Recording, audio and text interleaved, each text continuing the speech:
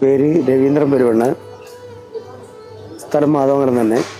അച്ഛൻ്റെ നാടാണ് മാധവങ്കലം, അമ്മയുടെ നാട് അടുത്തില.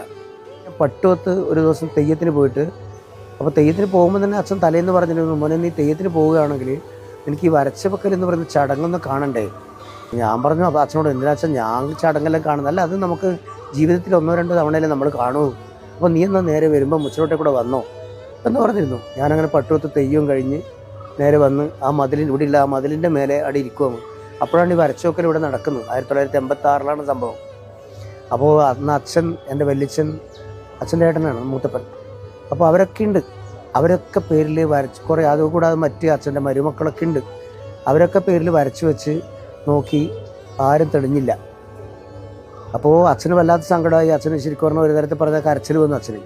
അപ്പോൾ അച്ഛനോട് അന്ന് ചോദിച്ചു, ആരാ ഇനി വേറെ ഉള്ളത്? അപ്പോൾ ഞാനവിടെ ഇരിക്കുന്ന അച്ഛൻ കണ്ടിരുന്നു. അപ്പോൾ അച്ഛൻ പറഞ്ഞു, എൻ്റെ മോനുണ്ട് ഇവിടെ വന്നിട്ട്, അവൻ ചെറിയ കുഞ്ഞിയാണ്, അപ്പോൾ അവനിങ്ങോട്ട് വിളിക്കുമെന്ന് പറഞ്ഞു. ഞാൻ നേരെ അവിടെ പോയി, നേരെ തിരുവനന്തപുരത്ത് പോയി വാരി വെച്ച് നോക്കുമ്പോൾ എൻ്റെ പേരിലാണ് തെളിഞ്ഞത്. എൻ്റെ അതേ അനുഭവം എൻ്റെ രണ്ടാമത്തെ മോനും വന്നു.